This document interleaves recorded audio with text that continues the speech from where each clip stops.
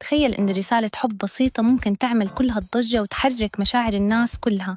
وفعلياً هذا اللي صار مع الملكة رانيا العبد الله اللي احتفلت بعيد زواجها من جلالة الملك عبد الله الثاني برسالة مؤثرة نشرتها على حساباتها بالسوشيال ميديا، مرفقة بصورة إلهم سوا، وعبرت فيها عن حبها وامتنانها لكل السنوات اللي جمعتهم مع بعض، وقالت كلمات لافتة زي كل عام وانت أجمل ما يزين الحياة. وكمان عبرت إنها ممتنة لكل منعطف وكل لحظة خلتها توصل لهالمكان معه.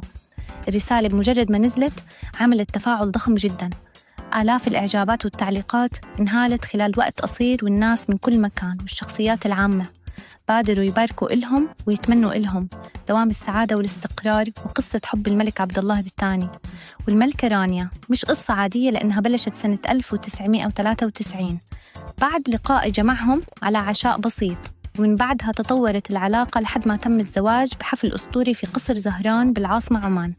وكان في الموكب الأحمر الشهير اللي مر في شوارع المدينة وسط أجواء احتفالية كبيرة جداً، وما زال الناس اللي اليوم بتتذكره كواحد من أجمل لحظات الفرح في تاريخ الأردن. واليوم بعد كل هالسنين لسه القصة مستمرة وبتعكس معنى الحب الحقيقي اللي بيكبر مع الوقت وبيصمد قدام كل الظروف.